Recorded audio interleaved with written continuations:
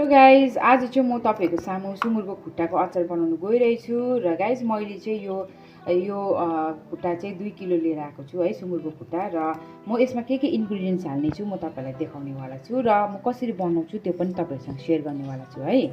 र गाइस यो चाहिँ मसला के हाल्छु भन्दाखेरि चाहिँ यो धनिया पाउडर 2 टेबल स्पुन है र गरम मसला 2 टेबल स्पुन छ। र गाइस यो चाहिँ मैले फ्रेसली घरमै बनाएको जस्ट हैन, र रोस्टेड गरेर भुटेर बनाएको। यसमा चाहिँ जिरा छ, सौंफ छ, उयो छ फेनुग्रिक छ है, मेथी भन्छ हैन, र अन्त त्यसमानिर अलिकति उयो छ के अरे कोरिएन्डर पाउडर, कोरिएन्डर पनि छ यसमा चाहिँ, मतलब धनियाको उयो पनि छ गोटा हैन। र यसलाई चाहिँ सबैलाई भुटेर चाहिँ मैले चाहिँ पाउडर बनाएर राखेको छु है। र मेन इन्ग्रिडियन्ट चाहिने कुरा चाहिँ के हो भन्दाखेरि चाहिँ निम्बु म 3टा हाल्नु गइरहेछु र यसमा भेनिगर छ।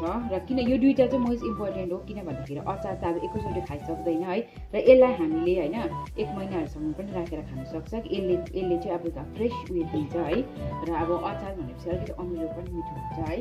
र सरसोको तेल ल्याइरहेछु मैले है, र यसमा चाहिँ अब यो खोर्सानी हाल्नु गइरहेछु किन यो चाहिँ एकदमै पिरो हुन्छ है। अब अचार भन्ने कुरा पिरो नै मिठो हुन्छ है। लेट्स अब हामी चाहिँ बनाउन सुरु गरौँ है।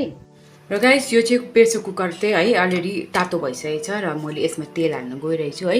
तेल बेसी नहाल्नु मलाई किन भन्दाखेरि अब चर्बी ज्यादा हुन्छ हो। मैले सुक्खा खोर्सानी हालेँ है, र हामी चाहिँ अलिक पिरै खान्छ र मैले चाहिँ यसमा मैले हालेको छु 10 वटा जस्तो हालेको छु। र यो खोर्सानी अलिकति रातो भएपछि चाहिँ यो अब म मासु हाल्नु गइरहेछु है। गाइस अहिले चाहिँ नुन हालौँ है, यति नुन हालेर चाहिँ 2 टेबल स्पुन नुन हालेर चाहिँ है यसलाई एकपल्ट चलाइदियो। हेर्नुहोस् है, यहाँनिर चाहिँ अब यहाँनिर पानी पुरा निस्किँदैछ मासुको है, यहाँ पानी निस्क्यो होइन। र अब चाहिँ हामी फेरि एकपल्ट छोपेर फेरि यसलाई 2 मिनट जस्तो राख्दिउँ है। चाहिँ अब म चाहिँ मसला हाल्नु गइरहेछु है, र गरम मसला पनि हाल्दिउँ है। यो धनिया पाउडर 2 टेबल स्पुन हालेँ।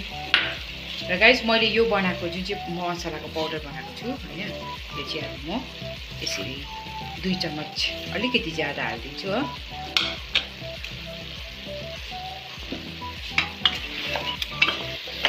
र गाइस सबै मैले मसलाहरू मिक्स गर्दै हैन, र मिक्स गरेर चाहिँ अब यसलाई चाहिँ हेर्नुस् त यसको कलर यति दामी भयो हो। र यसलाई चाहिँ मैले अब फेरि यसलाई चाहिँ म ढाकेर 2 मिनट यसरी राखेर चाहिँ फेरि चलाउँछु। गाइस यो चाहिँ अब मसला उयो भइसक्यो, यसले अब मासुले तेल छुटाउनु थालिसक्यो है। र अब चाहिँ म यसमा है 2 कप जस्तो पानी हालेर चाहिँ म यसलाई 2 कप जस्तो पानी हालिदियो। यसमा चाहिँ म एड गर्न गइरहेछु निम्बु काटेर राखेको थिएँ रेडी है, यो निम्बु हाल्नु गइरहेछु हो। र निम्बुलाई पनि अब यसमा मजाले घोल्दिउँ है।